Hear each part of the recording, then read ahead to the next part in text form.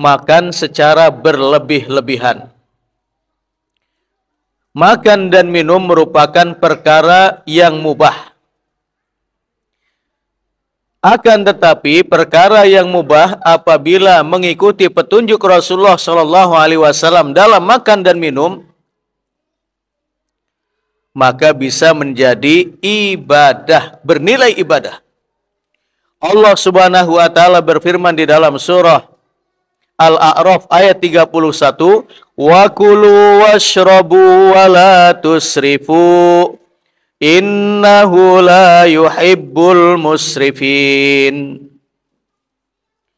Makan dan minumlah, tetapi jangan berlebih-lebihan, karena sesungguhnya Allah tidak menyukai sesuatu yang berlebih-lebihan.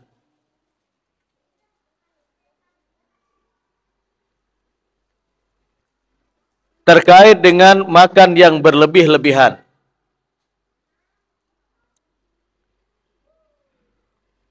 Ibnu Abi Hatim menyebutkan ada 5 mudarat orang yang mengkonsumsi makanan dan minuman secara berlebihan.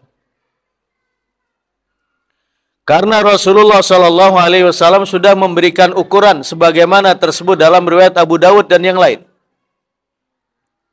Perut ini diisi dengan apa?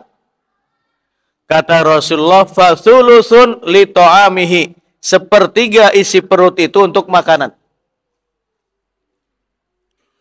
Wa thulusun li syarabihi. Sepertiganya lagi untuk minuman. Wa thulusun li nafasihi. Dan sepertiganya lagi itu untuk nafasnya. Maka ketika salah satu sudah melebihi porsinya, terhitung melampaui batas. Dan itu dilarang dalam agama. Syekh Ibnu Abi Hatim menyebutkan ada 5 mudarat orang yang makan berlebih-lebihan. Apa itu Syekh Ibnu Abi Hatim? Yang pertama, yaskilul badan. Orang yang makan secara berlebih-lebihan, semuanya masuk ke dalam perut, menjadikan tubuh kita menjadi gemuk, menjadi gendut, menjadi berat badannya. Kita masih ingat Muhammad Fajri dari Tangerang. Berapa bobotnya itu? Muhammad Fajri bobotnya 300 kilogram. 3 kintal. Itu yang pernah rame di media, baik elektronik atau media massa. Dan pada akhirnya ketika dia sakit, dibawa ke rumah sakit Tangerang, tidak sanggup, kemudian dibawa ke rumah sakit Cipto Mangunkusumo. Begitu masuk ke rumah sakit, pintu rumah sakit harus dibongkar karena nggak cukup. Dan pada akhirnya meninggal dunia.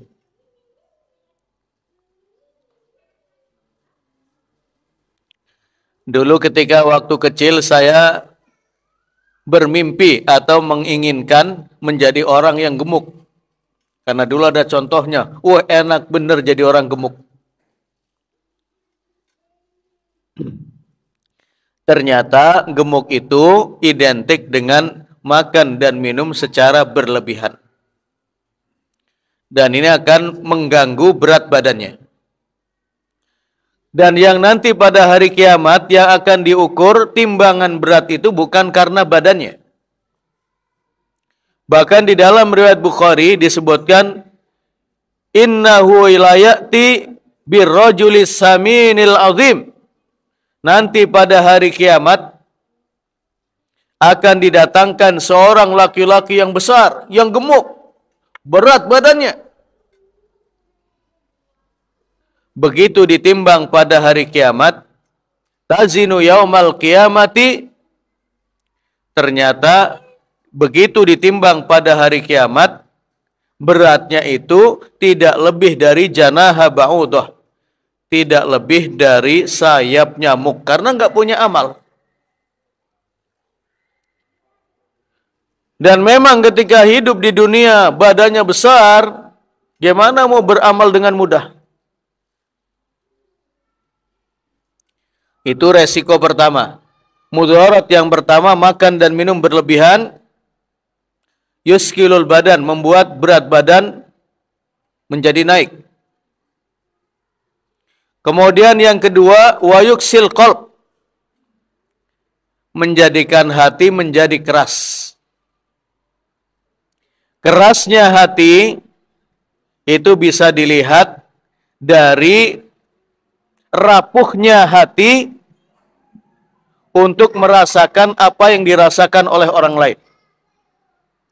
Maka orang yang berhati keras, mau tetangganya kelaparan, mau tetangganya miskin dan seterusnya, tidak pernah ada perasaan ingin membantu mereka. Tidak ada. Karena yang penting dirinya kenyang. Kemudian orang yang berhati keras, sulit untuk meminta maaf kepada orang kalau dia berbuat salah, dan paling sulit untuk memberikan kata maaf kepada orang yang meminta maaf. Itu tanda hati yang keras. Tidak memiliki solidaritas kepada kaum mukminin, tidak memiliki rasa empati kepada mereka, dan tidak memiliki kasih sayang kepada orang lain. Itu akibat makan dan minum secara berlebihan. Kemudian yang ketiga, wa yuzilul fitnah. Orang yang makan dan minum secara berlebihan itu akan menghilangkan kecerdasan.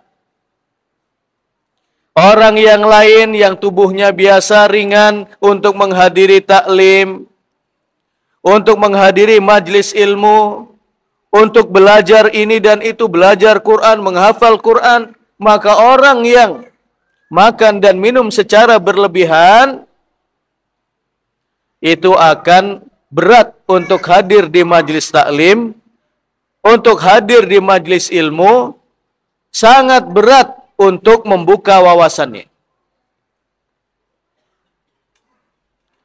Kemudian yang keempat, wa yajlibun naum. Orang yang makan dan minum secara berlebihan identik dengan kamar tidur. Ya. Dengan istirahat ngantuk. Dan ini kita rasakan ketika kita pada bulan Ramadan kemarin, pada saat berbuka berlebihan. Karena makanannya mengundang selera. Makan tak-tek, sehingga kekenyangan. Maka untuk bangun dari tempat tidur, untuk melaksanakan sholat tarawih berat, apalagi sholat malam. Untuk membuka Al-Quran ngantuk, hambar kalaupun membaca. Itu karena berlebih-lebihan dalam makan dan minum, maka orang tidak akan memiliki empati kepada orang lain. Orang yang biasa-biasa dalam makan dan minum, sederhana dalam makan dan minum, yataraddaduna ilal masajid, akan bolak-balik berangkat ke masjid untuk melakukan ibadah ini, ibadah itu. Tetapi orang yang kekenyangan dalam makan dan minum, itu identik dengan baitul khala. Kalau yang lain memenuhi masjid, dia memenuhi kamar renungan atau WC. Kemudian yang kelima, yud'ifu 'alil ibadah. Orang yang terlalu kenyang makan dan minum itu akan melemahkan kita untuk ibadah. Berat untuk ibadah itu. Ibadah apapun berat. Entah itu ibadah sosial, berbagi kepada orang, sedekah kepada orang lain, mengangkat atau meringankan beban orang lain, terasa berat, terasa berat, terasa berat.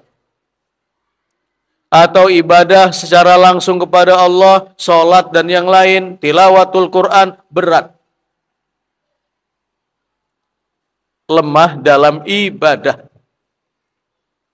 Maka dari pintu ini at-ta'am, makan dan minum, menjadi celah bagi syaitan untuk menggelincirkan Bani Adam.